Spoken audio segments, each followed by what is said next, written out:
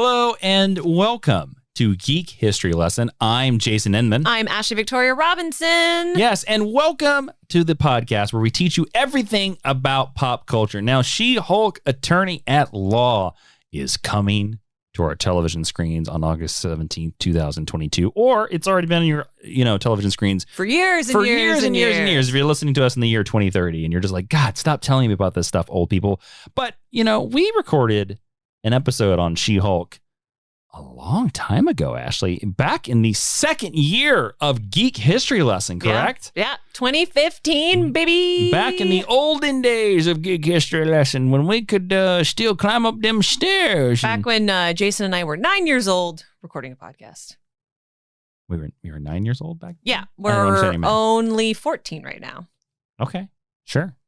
The most industrious children. If anybody wants to give me a Tamagotchi, I'd be down.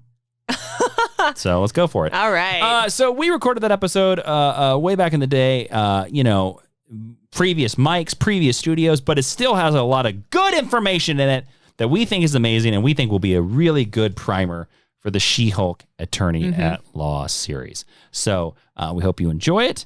I believe Ashley taught it. I did. And I believe she also hulks out during the recording. So that's why we had to move studios. We did. She tore it down. And, I don't know if you know this about Hulk energy, but it can come out through headphones. So be careful.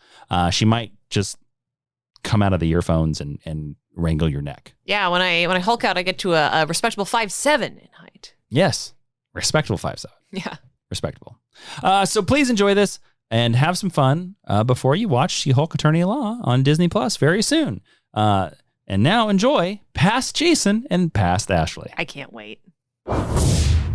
Hello and welcome to Geek History Lesson. I'm Ashley Victoria Robinson. And I'm Jason the Jolly Green Giant Inman. Hello and welcome to your Mind University, because you have just pressed play on a podcast that you can listen to that is about teaching you about a pop culture character, thing, person, place, or being that we will tell you all about. And this week, we are going to tell you all about who, Ashley? We are going to tell you all about Jennifer Walters, a.k.a. the She-Hulk. That's a strong name, Jennifer Walters. Well, she's a strong lady. Well, I believe it. She is part Hulk. Yeah. So let's just drop right into this.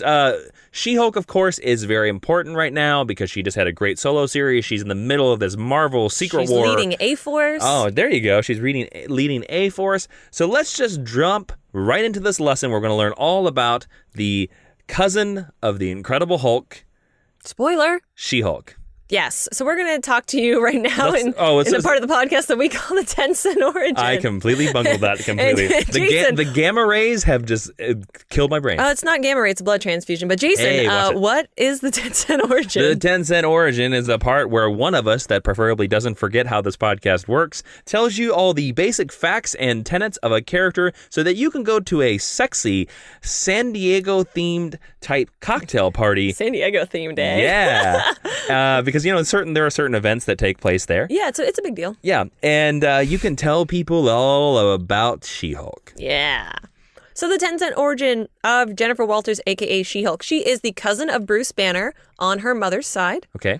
Her mother's maiden name is Banner. She first appeared in The Savage She-Hulk #1. That's awesome. In February of 1980, which makes her a younger character than I thought she was. She was created by the venerable... She's as old as my older sister.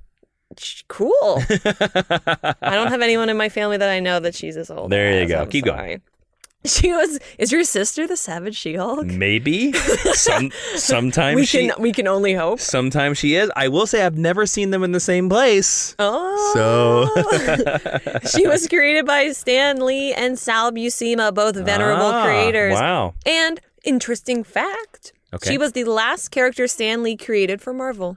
Really? Yes. Which I think is just fucking fascinating. That is really fascinating. Yeah. Wow, okay. So the more you know. Yeah. Her team affiliations include Ancient Order of the Shield, Avengers, Defenders, Fantastic Four, Fantastic Force, Fearsome Four, Future Foundation, Goodman, Lieber, Kurtzberg, and Holloway, Heroes for Hire, The Initiative, Lady Liberators, Mighty Avengers, S.H.I.E.L.D., Hulkbusters, and most recently A-Force. Did you say Future Foundation? Yes. Okay, sorry.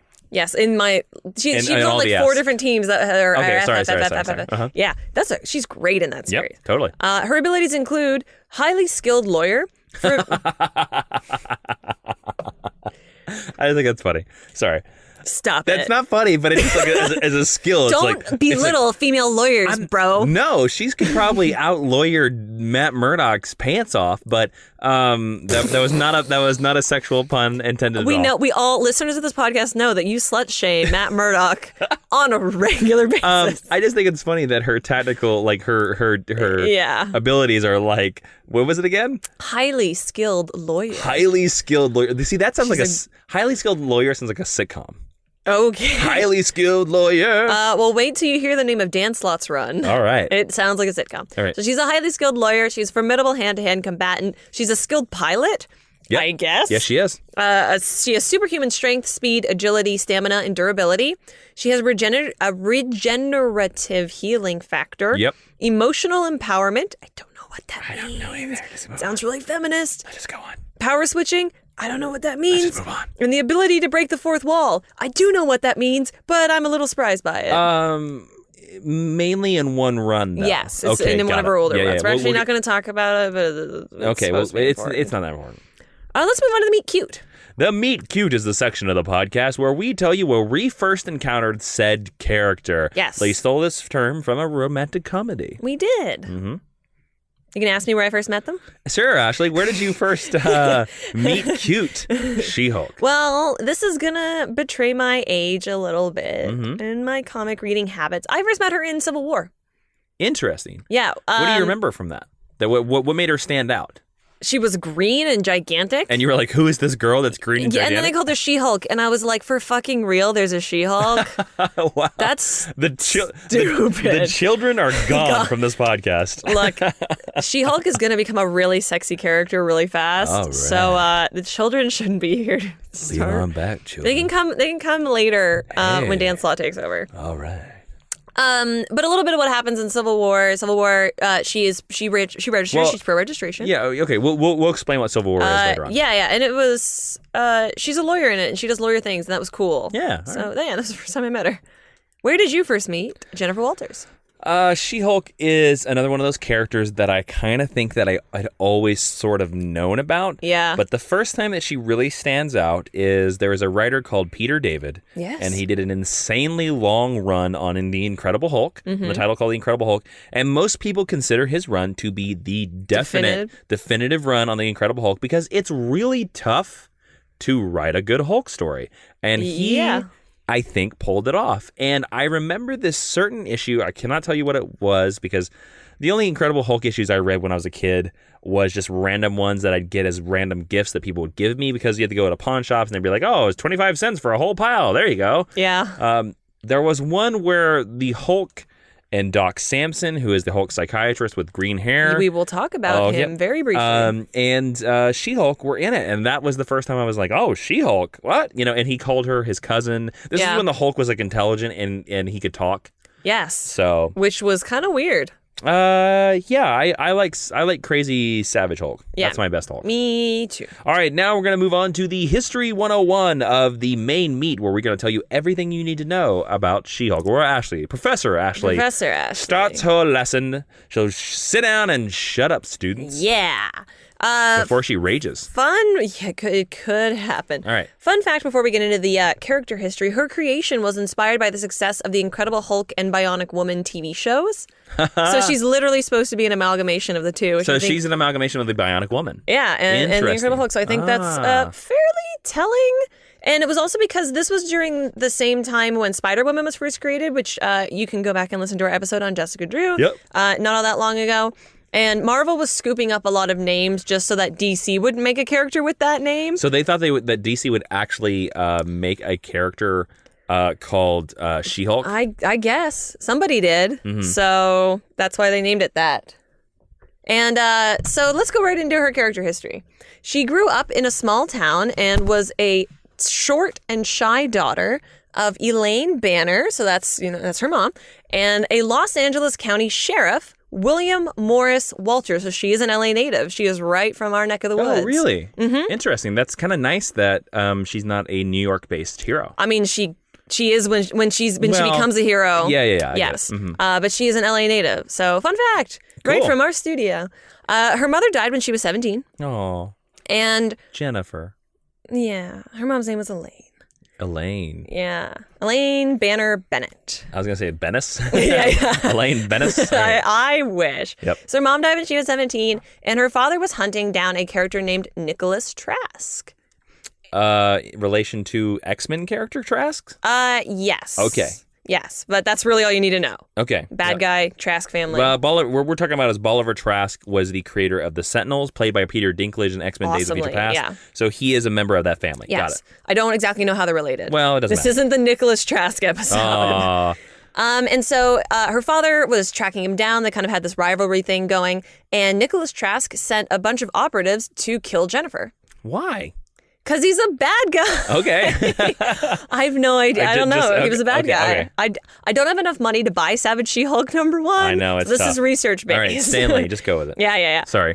So Jennifer was left shot and seriously wounded after her encounter with these operatives. No. And that's the lesson on She-Hulk. So see you next week. Bye-bye, everybody. Just kidding. Luckily, her cousin Bruce Banner was in town. Oh, luckily. Yep. As he was hitchhiking across the country, hiding from the law as the Incredible Hulk. Yeah, with the sad music playing in the background. We played more, but we'd be sued. Yeah, probably.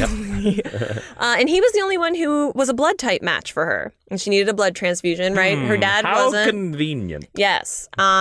So Bruce's radioactive blood and DNA, combined with her anger at being attacked, transformed Jennifer into the She-Hulk. And when these gangster guys showed back up to finish her off, she beat the shit out of them and hulked out for the first time in this hospital. She was quite young when she became a hero. It was also made explicit in her first series that Jennifer's powers were not on the same level as her Hulk. She was as her Hulk cousin. Yeah, so she You was can call him her Hulk cousin. her I like Hulk that. her Hulk cousin. Yep. So right from the get-go, we're already inherently making this female character who's an adaptation of a classic Marvel character less powerful. Thanks, Stanley. Well, okay. Let me play, and I don't agree. I'm not saying that you're wrong. Let me play devil's advocate here. Absolutely. Okay, devil's advocate. Couldn't it have sort of been science-y because, like... Because she wasn't directly affected by the gamma rays. Exactly. She wasn't hit by the original source. She received it secondary. It could. And I totally see your viewpoint. Yeah. I totally do. And I think it's I think you're 100% right and valid. But I'm just playing devil's advocate. That's actually a pretty good in continuity In story. that I had not thought about. In story, yeah. She's receiving it from a second source. Yeah. Just, Look at us having a mature discussion. Yes. Yeah. It can be done, Internet. It can be done. Yes. But you're probably right. Yes, but her being less powerful is also given as the explanation for why she looks more human and more attractive. Does. Yeah, because she never rages out like him. She does. She has like fits of rage, and originally she has her human form and she has the green She-Hulk form. Oh, I did not know that. Yes, and it changes and she becomes green and then she goes back and does she become gray? No. This is the 80s, man. All right. So the fact that she's already she's this very sexy Amazonian kind of character, she's already being sexualized. All right. In her first run. All right. Thank you. Thank you so Stan Lee. much. And during that first run, it is also put out there that the reason that she transforms into this Amazonian, this very sexy woman with big hair, is that it represents a subconscious desire to look like the ideal woman. So, Savage She-Hulk, not a feminist book. What? Yeah, just comics. Man. And the reason that I'm kind of dragging up all this stuff about feminism and the female perspective is because later on she goes through it is, but later on she goes through a very big change, and I think it's worth pointing out where she comes from and where she goes to. Oh, okay. So there's a change in the horizon. There is one run that we will get to, and there's a big shift, and I think it's important just to mention that now. I'm not just shitting on this run for no reason. This is like the first act of a movie. You need the setup to learn who the characters are before your paw gets killed taking a criminal to the train. Yeah, that's a reference. See if you can tell me on Twitter what it is. I was almost going to ruin it. Don't ruin it. Okay. At Jawiin, Jawiin. Eventually, Jennifer gains control of herself and her transformations. with the help of Michael Morbius, the vampire. The living vampire from Spider-Man. Yes. So she contracts a blood disease, and he's basically like I'm just going to explain for the listener. Please. He's basically a pseudo vampire with white skin. He's the original reason why Spider-Man gets 6 arms for a while. Like Spider-Man has a story where he gets 6 arms. Yeah, it freaks me out. It's because of Morbius. 6-year-old me was freaking terrified of that. That's probably, to be honest with you, too, there's that original Fox Spider-Man, the animated series. That's the best arc of it. Exactly. That is bar none. The Peter getting 6 arms is probably the best episode of that entire series. Yep, gave me nightmares. So Jennifer, right around the time that she is able to control her transformation, she contracts this blood disease, and Morbius helps her get over it. Oh, thank you, Morbius. And because of that, she's able to keep controlling them, and that's really good. And as a result, and as a thank you, Jennifer goes on to defend Morbius when he's tried by the state of New York, probably, for a string of vampiric murders that he is responsible for. And this will also start a trend of Jennifer defending heroes and villains that she encounters in her life and identity as She-Hulk. Interesting. Yeah, so she's a lawyer, so it happens. During the initial Savage She-Hulk, that's really hard to say. Savage She-Hulk, got it. Stop it. During that series, Jennifer also elects to retain her She-Hulk form permanently towards the end of it. Oh, okay, so she makes the choice. She can make the choice. At this point. What's coming? So originally she just changes, and then she gets control over it, and then she's like, you know what? I'm going to stay the Savage She-Hulk because I prefer it to my, quote, fragile, normal form.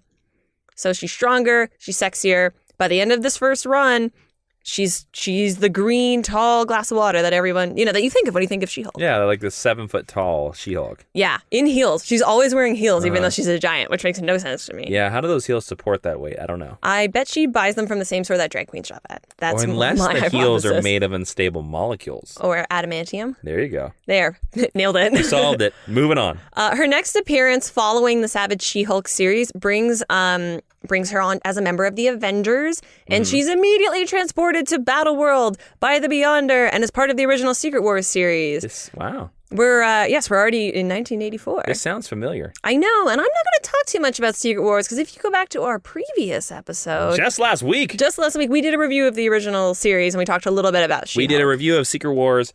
If you want to know everything about it, go back and listen to that last week's episode. Yes. Yep. And the biggest, She-Hulk is not a huge part of this run. She's a very new character. She's a new Avenger. The biggest thing and the most important thing that happens in Secret Wars as far as she is concerned is that it establishes her long-standing rivalry with Titania. And Titania is this villainess that Doom creates during the run of Secret Wars, who's also very physically strong, but she names herself after the fairy queen from Midsummer Night's Dream. She's not a great character. I'm sorry. If you love Titania out there, Titania is not a great character. No, but she's physically strong, so they're obvious foils for each other. Yep. So that's the most important thing. And then they beat the shit out of her when she's unconscious, which I'm not okay with. All right. Following Secret Wars, Jennifer briefly replaces the Thing as the 4th member of the Fantastic Four. Yes. Yes. If you want to say anything about it, say it now. Well, it's not very brief. It's for at least a year. Well, but I mean, in her entire publication history, that is fairly brief. Yeah. To be honest with you, I think She-Hulk is one of the best members of the Fantastic Four. Really? And here's the thing. I'm pleasantly surprised by that. I think She-Hulk is the best replacement member of the Fantastic Four. More than Spidey? More than Spidey. Spidey. Them's fighting words. Well, here's the thing. I've never read this. Well, here's the thing. Sorry. Technically, Spider-Man has never been a part of the Fantastic Four. Oh, only the Future Foundation? He's been a part of the Future Foundation. He was the quote-unquote replacement FF, which is that famous cover where it's him, Wolverine, Ghost Rider, and Mr. Fix-It-Hulk hopping together. Yeah. But that's not really official. They were just sort of like, oh, we are the Fantastic Four. Like, Reed Richards didn't, anoint them. Yeah. I think She-Hulk is the best. If you can't have the original 4... If you have to take someone away. She-Hulk. Cool. Yeah, the John Byrne issues with her in it, great. So good. This is also an idea that Matt Fraction reintroduces and expands in his Fantastic Four run as part of All New Marvel Now in 2012. Oh, by the way, I just remembered a funny. Sorry to interrupt you. No, totally. I remembered a funny John Byrne She-Hulk storyline. Now I'm going to be paraphrasing this, but one of those old storylines in his run is that she is out on a sunroof of the Baxter Building or a hotel, I can't remember specifically, and a reporter is able to get pictures of her sunbathing topless. Yeah. And they make it to print, and if I remember right, now I'm probably remembering this completely wrong, and people will please correct me, whatever. If I remember right, they get published, but like it's kind of like the thing that happened in the original Star Trek, where they filmed the Orion, and the film people were like, "This is wrong," and they colored them. Yeah. So nobody knows it's they her. get published, and they tint her color. And then nobody knows it's her. That's weird. I'm not okay with that. More sexualizing of Jennifer Walters. Yep. And in the Matt Fraction run, like I said, he expands on this idea. Like he makes her the leader of the Fantastic Four, and she also takes on leadership of the Future Foundation. But we'll talk more about that later. I thought it was Scott Lang. Oh, it is Scott Lang, but she is the leader of the Future Foundation, and Scott's the leader of the Fantastic Four. Oops. As a member of the Fantastic Four, Jennifer is responsible for saving the Shield. Now who's sexualizing She-Hulk? She's cute. I'd kiss her face. Yep. She saves the Shield helicarrier from a lethal radiation leak because she's very strong and she's radiation doesn't bother quote unquote invulnerable to radiation. Yeah, totally. But her exposure to it renders her incapable of returning to her human form. Now she's already wearing the green form, but now she doesn't have the opportunity to go back. She's stuck. They've put sealant on her. She can't shrink back up again. But it's okay. She's pretty happy about this because she always preferred being She-Hulk. Of course. So there's basically no consequences. Who wouldn't? I would love to be the She-Jason. She-Jason? Let's just go with that. The Shason? Yeah, the Shason. That's really weird. I'll just go with it. The Savage Shason. The Savage Shason.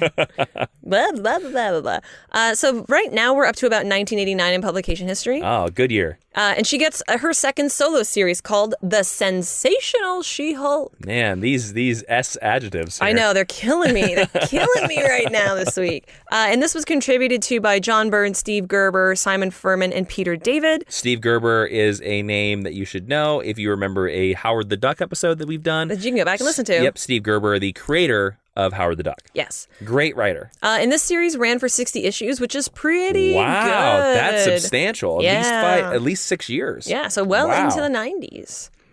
Following her time on the Fantastic Four, Jennifer rejoins the Avengers. She's kind of going to do a Hawkeye Clint Barton thing here. She's going to join the Avengers, leave the Avengers, join the Avengers, leave the Avengers, join this Avengers pseudo team, leave the Avengers pseudo team. So prepare yourselves for that. She also became the district attorney. And she, during this 60... Of New York? Or LA? Of New York, an assistant district attorney. Got it. Yeah. And during this time, she basically has a bunch of one-off villain of the week type adventures. Okay. Other than those 2 points I just mentioned, not a lot of consequence happens. Well, a lot of people... But okay. It's also during this time that she does some legal work for Heroes for Hire and briefly dates Luke Cage. And that's what leads her to becoming a member of the Defenders. Oh, yeah. Luke of the Defenders. It's also like that run is kind of lauded as the definite She-Hulk run. It is. And the reason that I say that it doesn't have a lot of consequences is because not a lot of those Monster of the Week, Villain of the Week stories carry forward into her history. Style of the time. Yeah, totally. Okay. But it is considered to be the definite run. The classic She-Hulk run. Totally. So worth checking out if you can deal with older style. Yeah, I'm sure you can find it all in Comixology. Probably. It's probably not in print. Yep. But what do I know? Nope. Following this, she rejoins the event because she was on the Defenders, left the Avengers. Now she's back on the Avengers. Hey, you got to keep your options open. It's like playing the NBA. I freaking guess so. You got to do it. You know, sometimes Utah Jazz is the great place to be. Sometimes it's the Knicks. We all don't know. I don't understand that reference. Yep. And during that Utah time... does.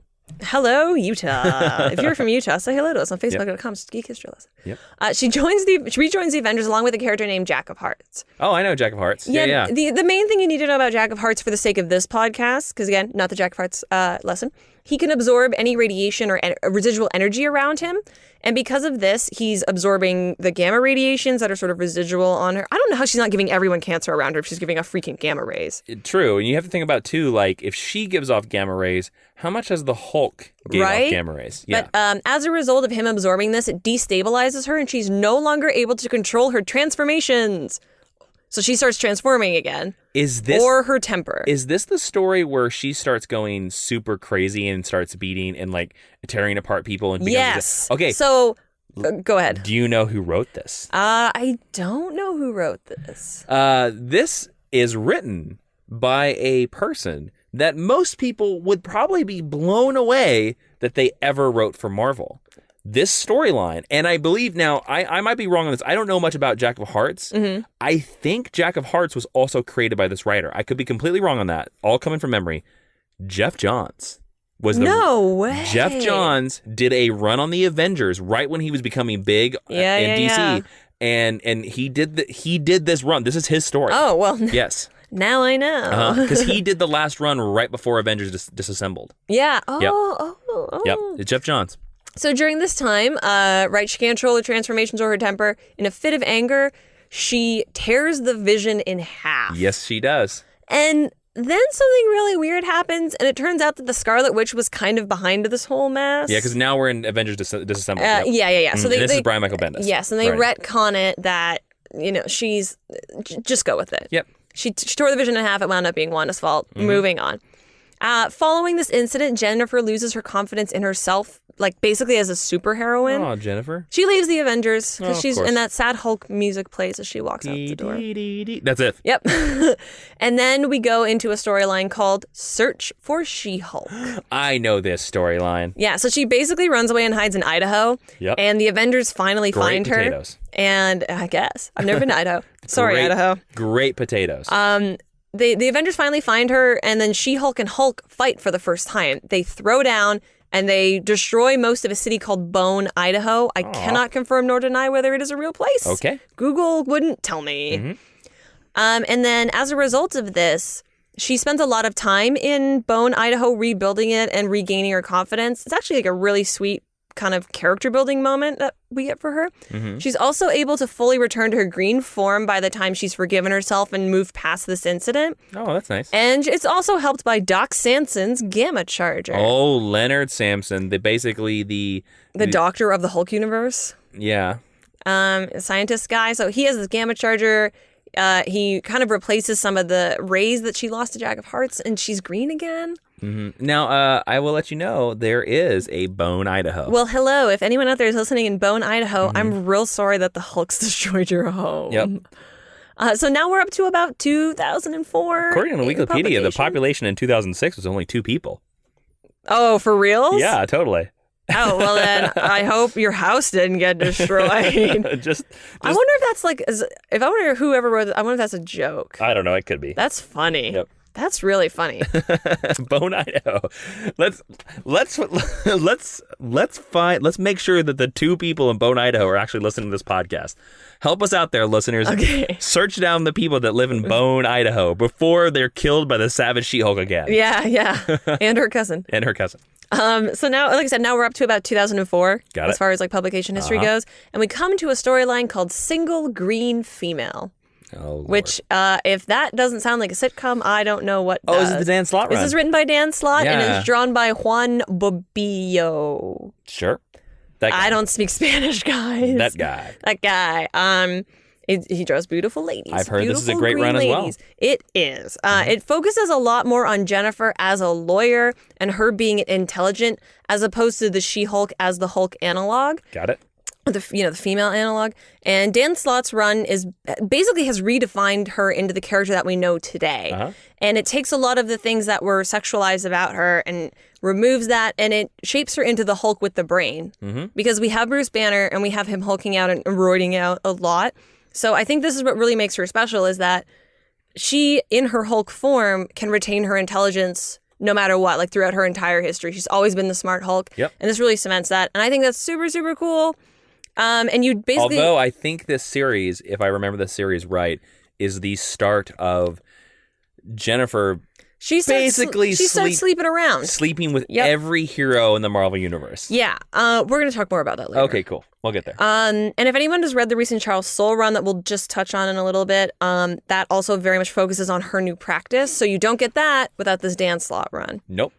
So that's really cool, and thank you, Dan Slott. Yay! The series by Dan Slott culminates in Jennifer embracing both of her forms, which exponentially increases her power as She-Hulk, and it puts her physically on par with her cousin. So Finally. she's just as strong. Finally. So 24 years later, we finally have equality among the Hulks. Hey, kids, that should just tell you that no matter how long that highway is, you should just walk it with sad music. Just walk it. You'll get there. But you know what you can do that would take the sad music away and make you really, really happy? What, you mean like something they could do that would actually let us afford the sad music that could take it all away? Yes, exactly. I'm betting that you could go to patreon.com/Jawiin, Jawiin, and give us the support to keep this podcast going. We want to thank all our patrons over there because of their support. We're able to do issues like She-Hulk and review Secret Wars and do a lot of stuff like that. And we have a lot of great perks where you can get like $1 where we can just shout out your name on Twitter flamboyantly, or $15 a month where we give you a Geek History Lesson cup. No way. And every 6 months we send you the exclusive Geek History Lesson tea. No way. Which I've been told by several people is quite delicious. It is. I have had it. Yes. So patreon.com/Jawiin, Jawiin. We don't charge by the episode. We just charge by the month. So you're paying 25 cents an episode. If it's 5 weeks in the month, Yeah, I don't even know how much you're paying. $1, like I've had some people ask me too, does $1 help? Every dollar helps. $1 makes a huge, huge difference. And if you look on the side, there's some goals. Like if we ever get to the $1,000 a month, we'll live stream Geek History Lesson. Oh my goodness. That'd be insane, right? We'll have to wear cool t-shirts. I know, all the time. I'd actually have to shave and wear clothes. You wouldn't shave. Wait. Nope. Wear clothes. Yep. I'm like a savage She-Hulk over here. I guess so. Excuse me for coughing. Thank you all to the Patreons that keep this going. And now back to the She-Hulk. With a storyline called Civil War that we kind of mentioned before. Civil War, basically the government comes out and says that you have to register if you're a super person so that... And Iron Man's like, yes, register. And Captain America's like, no. And Jennifer comes down on the side of pro-registration because she's already been out as She-Hulk. She has a practice, a law practice. People know who she is. Nowhere to hide. No secret identity. And she also files a lawsuit against Peter Parker for fraud on behalf of J. Jonah Jameson in the Daily Bugle because he was her father-in-law at the time. Later on in a story called Civil War Frontline, not as good as Civil War, she's also the lawyer defending Speedball. Got it. And those are her two biggest contributions. Speedball is the member of the New Warriors who causes the accident that sets off the Superhero Registration Act. He accidentally attacks a supervillain that blows up a school. And he is who Jason thinks Martin Freeman's going to play. Nope, not at all. It's just a joke that I made on Twitter. People liked it, though. Yep. As a result of the Registration Act, she is drafted into S.H.I.E.L.D. Hey. And she becomes a member of the Initiative and the Hulkbusters. These two teams are basically responsible... What's the Initiative? They're basically responsible for battling various foes of the Hulk. And her involvement with, that's really all you need to know about them. No, well, the Initiative is a cool Marvel idea that Marvel never took advantage of. And it was the idea by Mark Miller that after Civil War, that every state should have a superhero team. Oh, yes. And that was called the Initiative. And they kind of ignored it. Kind of bungled it. Even though it would have been such a cool team, and I had the idea for the Kansas team, and it was so cool. It was, I've heard it. Mm-hmm. Next we come to World War Hulk. Oh, man. Can you talk about World War Hulk really quick? World War Hulk is the culmination of Planet Hulk, where the Hulk got shot into space because the Avengers were like, hey, man, you're destroying too many buildings. He was like, well, I'm going to keep destroying buildings. Then they put him on a plane. They launched him into space. He fought as a gladiator. He conquered that world. He got on another spaceship, and he was like, you know what? I'm going to go back and attack those guys that put me on a spaceship and maybe fight as a gladiator. Yes. So Tony Stark, during this run... And most of this takes place in her title. It doesn't actually take place in the World War Hulk title, but that was the big event at the time. Like a tie-in, yeah. Mm-hmm. Tony Stark views Jennifer as a threat because as far as anyone knows, she's the only one who still maybe knows where the Hulk is or might have been receiving messages from him. Interesting. She wasn't. Why would he think that? That's weird. I didn't write it, okay? Tony. And so to take her down a peg, he injects her with SPIN tech. SPIN is superpower inhibiting nanobots. Tony. And this keeps her in her human form. Tony's a dick. Tony. West Side Story, right here on Geek History Lesson. And this basically pits her against Tony as a lawyer. And it keeps the trend of the Hulks and the Iron Mans fighting because they clash a lot because Iron Man, even when it's Rhodey's a very cerebral, intelligent character, and the Hulks, even when it's Jennifer, who's very smart, are very much brute force. You know where that comes from, right? No. Originally, way back in the day, in the original, when the Iron Man was introduced and Hulk was introduced, a lot of times Iron Man and Hulk were in the same story. The Iron Man was the first story, Hulk was the backup. Oh, interesting. Yep. And there's a quote that Jennifer says to him because she threatens to take him down in court. And she says, I'm glad you turned me back into a human because She-Hulk would have pummeled you. I'm going to destroy your life. Oh, you take him down, Jennifer. Yeah. But actually, all you have to do is just put a martini glass right in front of him, and you got him. Well, maybe he's got a great sponsor. No. I mean, Jarvis is awesome. You know how many times Tony has fell off the wagon? 17. Every time? Every time there's a writer is oh, let's make Tony drunk again. I mean, in Superior Iron Man? Yep. So Jennifer does sue Tony Stark for stealing her superpowers. That's right. I don't know how you steal, how you sue someone for stealing their superpowers. With lots of documents. I guess, but her work is interrupted and the trial falls apart because she's called to give testimony in another trial. What?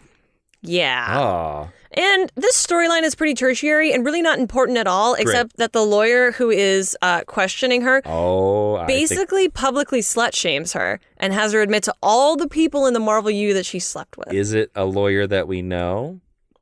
I didn't know who the lawyer was. Oh, okay. I was wondering if it's Matt Murdock. And it's not Matt Murdock. Oh, No. We're only going to talk about Matt Murdock once, and it's not for quite a while yet. He fights her in court. I know. He does, yes. And he wins. We're not going to talk about it. Yeah. Dang it. And this story received a lot of backlash from readers. I mean, of course. I can't freaking imagine why. Especially because by this point, we'd had the Dan Slott run, so she was looked at as a character who was kind of beyond all this nonsense. All right. Let me there's no devil's advocate for this. I was really excited for you to be well, maybe No.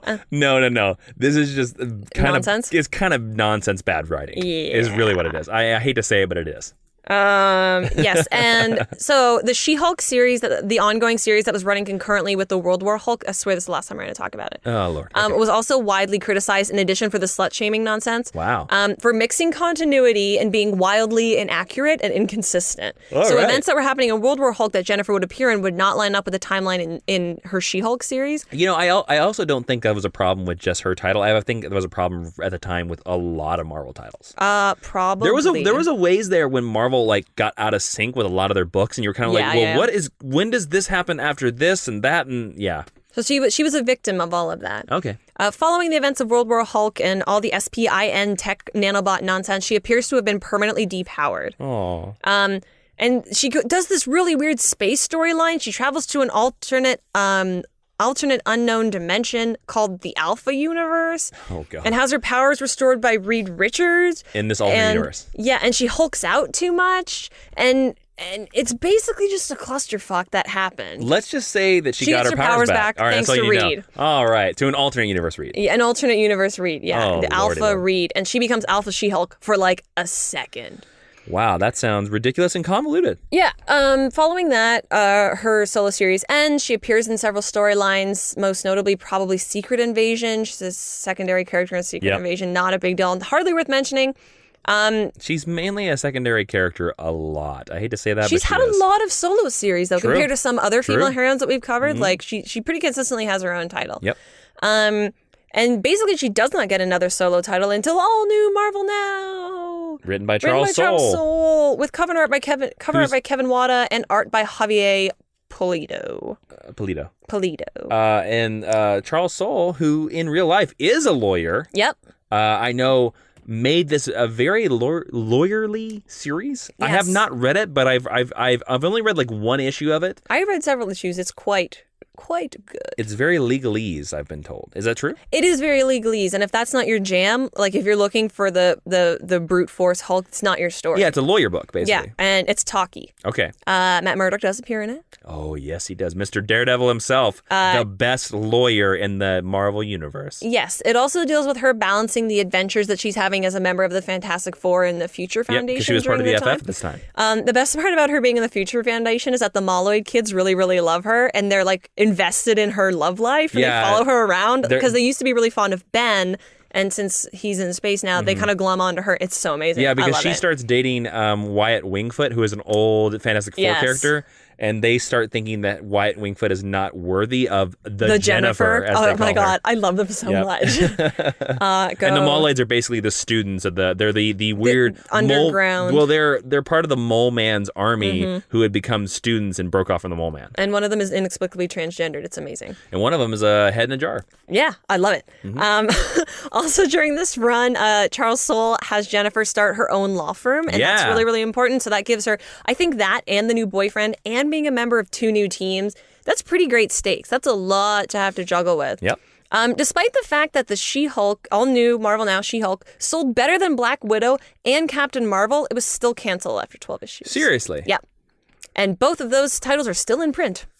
Really? Black Widow's still in print? Oh, yes, it is. I work at a comic book store. Oh, and it has better numbers. Mm-hmm. Wow. What the F? Just goes to show you what happens if an editor doesn't like your book, and an editor doesn't like your book, and it's going to get canceled. And now Jennifer is leading A-Force. Yay. A-Force was a series. I'm going to talk about it super briefly because it just came out like a couple months ago, last month, not that long ago. A-Force was lauded as this female Avengers book. She was going to lead it. That was kind of cool. It's written by G. Willow Wilson and Marguerite Bennett. It's actually just part of Secret Wars, so it's a tie-in book that's going to have no consequence and not exist when Secret Wars is over. I read the first issue. G. Willow Wilson basically writes the narration and sets the scene for you, and Marguerite Bennett writes the dialogue. If you're into Marguerite Bennett, it's a great book for you. I'm not. It's not a great book for me. It's basically a vehicle to have all the characters bitch at each other. And to have Jennifer, because Doom is in control, she makes a decision based on the fact that she, as the leader of Arcadia, which is a... let's back up. Okay, before we drop into this holy... cluster that is the new Secret Wars. Really quickly, basically the Marvel universe ends. Yes. And Doom somehow sucked all the power away from the Beyonder and was able to like save snippets of the multiverse, pieces, and he pieced them together like pieces from different worlds and made it the battle world. And Arcadia is like an island that's part of this battle world. It's basically Themyscira.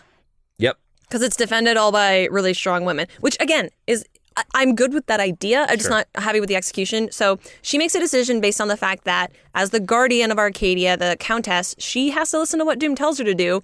And then everyone else on A-Force is like, fuck you for making that decision. And they all just fight. Does she wear a Fantastic Four uniform during it? Yes, she does. See, so which is a cool uniform. It is, and she looks great in it. And it gives you wonder, is this 1980s Jennifer? It could be. It also has the original, Jessica Drew is in her original Spider-Woman costume. There you go, see? But it has characters like Nico, who is from the Young Avengers, and America Chavez, who is from later incarnation of Young Here's the thing Avengers. about the new Secret Wars is that, like, I've read a bunch of them, and there's no indication it's cherry picking. Who is who. So those characters, doesn't matter what time period you're from. Yeah. You know. So right now she does not have an ongoing series, but she's featured pretty prominently in a couple titles in the Secret Wars event, and that is your current. And that's where we Jennifer are. Walters. And we'll see how Secret Wars affects her and if she can survive to the all new, all different Marvel. I bet she gets a title next year. You think? Yep. All right. Nerd bet, $10. Cool. Next, we move on to the recommended reading part of the podcast, where we tell you what you should read if you like She-Hulk. Yes, I have 2 recommendations. I've not read them in full, but I have very much enjoyed both of them. Single Green Female is the first volume of Dan Slott's run. And then She-Hulk, all new Marvel Now, She-Hulk Volume 1, Law and Disorder, is the Charles Soule run. I really like She-Hulk when she is smart. I like that makes that unique. It makes her different from the Hulk. So that's where I'm coming from. If you're looking for more of the fighty stuff, there's also great books, but these are my recommendations. I'm going to recommend the John Byrne Fantastic Four run that she was on the team for 12 issues. Because, to be honest with you, it really made the team awesome when there were 2 women on it. And it wasn't bad. That's so nice. And it really changed it. You can find it they have collected the John Byrne in Omnibuy. I'm not certain which volume is in it because John Byrne wrote Fantastic Four for like 100 issues, like forever. I know they also have done Fantastic Four Visionaries, and those are trade paperback versions of it. Oh, yes. And she's in some of those, the John Byrne. But just look for the John Byrne run. You'll see her. She's on the cover. The first issue she joined, like, she's on the cover, and they make a big deal about it. That's super cool. I want to go read those. Yeah, they're all on Comixology, too. And probably they might, on Marvel Unlimited. They might be on the Marvel app, yeah. Yeah. So let's move into discussion, shall we? Before the discussion, by the way, you said you had never read that. If you are ever interested in the Fantastic Four, you are doing yourself a disservice to not read the John Byrne run in the 1980s. It's dated, yes. But there's a lot of good stuff there. He changed so much of the team that bringing She-Hulk was one of those changes, because before then, nobody had ever done that. Yeah. So there you go. Now discussion. Cool. Discussion. Do you think, Jason, Okay. that there is room for Jennifer's dual nature? Is there room for her as the lawyer? Is there room for her as the Hulk? Or should writers focus more on one side or the other in their storytelling? That's tough. I know, because I don't think the balance has been done No, not well. well. I think there's been really solid attempts at it, but I think when you pick one or the other, that's where the really special stuff comes from. But do you think that you can do both? No. To be honest with you, no. I don't think you can. I think if you make her all about the She-Hulk, then that's all she's going to be. If you make her about the lawyer, then that's all she's going to be. I think it doesn't make sense. And one, it was like kind of referenced in the Mark Waid Daredevil run when everybody found out that Matt Murdock was Daredevil, that they were like, well, wait a minute. It's not quite legal for you to go out there and punch somebody in the face and then come in here as an officer of the court and defend people. It's not quite legal. And so I don't think it should be legal for her as well. Like, you're either going to be a lawyer, Jennifer, or you're going to be a superhero. You can't be both. I'm sorry. But it's the same thing as like you wouldn't expect. Hit my mic. I'm so worked up. No worries. You wouldn't expect a Marvel superhero to be a police officer and a hero as well. Like they can't. Punisher is sort of. No. Punisher was only a cop in the Ultimate Universe. He is in Spider-Gwen right now. Oh, well, I haven't read that. But he's also a vigilante. Yeah. Interesting. Okay. Well, see. Okay, you should read Spider-Gwen. I should. I'm waiting for the trade. That's a violation of because you're an officer of the law. I totally agree. You're a vigilante. You're going around the law. Yeah. Yeah. You're a hypocrite. Are you saying that Dick Grayson is a hypocrite? Little bit. Yeah. That is it for the discussion. Yay! And now to the last part of the lesson, the teaching tweet, where Professor Ashley will sum up her lesson in 140 characters or less. You don't have to use them all. It's less. Okay. I used them all last time. All right. Jennifer Walters. They call her She-Hulk, but I'd like to see her more like Matt Murdock. Tell me I'm wrong. So you want to see her blind and wearing red pajamas. And being a man-bow. Yes. Yeah. I just think that Matt Murdock they've done a much better job balancing his like you were saying earlier, his lawyerly aspects and his superheroing aspects. And I think that if you looked at Jennifer from that perspective as opposed to being a Hulk analog, it would make for better storytelling. True. Matt Murdock's also not as powerful as She-Hulk, but he's also hotter than She-Hulk. Yeah, he's way hotter. Tweet doesn't work if you have to explain it, Ashley. Yeah, there you go. Well, that was a great lesson. Thank you so much, Professor Ashley, for letting me enter the Mind University to learn all about the green, savage, and sensational, and all new, all different, and all new now She-Hulk. Well, I need you for every time I talk about the Fantastic Four. I love it. I can talk about the Fantastic Four. By the way, listeners, in the future, you might know that there is a Fantastic Four movie that is soon to be released, and there might be a Fantastic Four 2-part lesson that's on the way. Spoilers! Yeah, I know. So thank you so much for listening to this episode of She-Hulk, the sensational. Was this episode sensational? You tell me. I like that adjective. I think it was more savage. I'm going to say sensational. Great. As always, you can please go over to iTunes and Stitcher and download and subscribe to the podcast and give us a rating and a review because it helps other listeners find this podcast just like you. We have had an amazing month. This is our highest downloaded month ever. Yay! And we want to keep going. We want to keep going and hit this year strong. In the year strong. We just want to keep on climbing up. It's amazing when we look out in the classroom of the Mind University and we see all these new faces. They're all beautiful. And some of them look great in red tights. So many colors and shapes and sizes. Ashley, where can they find you and us on the social media? They can find us on Facebook.com/geekhistorylesson, geekhistorylesson.com. Those are two different places, right? Yes. You kind of smash them together. I don't know. Facebook.com/geekhistorylesson. And? Pause. geekhistorylesson.com. Well done. Pause. You can find me on Twitter at Ashley V. Robinson in all the normal Anglo spelling. And you can find Jason where? On Twitter at Jawiin, Jawiin, and at youtube.com/Jawiin, the same spelling, where you can find Geek History Lesson tie-ins and all kinds of videos. And also, you can go to our Facebook and geekhistorylesson.com, and you can suggest future lessons of who you want to see, and all this stuff like that. Like, if you want to if you want to cover the Hulk, we've never done the Hulk. We haven't. We could do the Hulk in the future. I'm just saying. That's it for this lesson. Ashley, any final thoughts on the sensational and sometimes savage She-Hulk? If nothing else, go look at the covers that Kevin Wada did for the Charles Soule run because they're beautiful. Are they good? Are they painted? Yeah, they're stunning. They're so beautiful. And if nothing else, go check out the John Byrne drawn. Oh, man. John Byrne, his pencil lines. So good. Just because he drew Mullet Superman. He never drew Mullet I Superman. thought he drew Mullet Superman. No, that's a wrong lesson. Sorry, John Incorrect. Byrne. D-. And Fired. now on Lost that, my tenure. we have to end the geek history lesson on She-Hulk before we talk more about mullets. She-Hulk. I'm Jason Inman. I am Ashley Victoria Robinson. And Professor Savage Ashley, please, will you please sensationally close out this podcast? Class is dismissed. And you're all subpoenaed.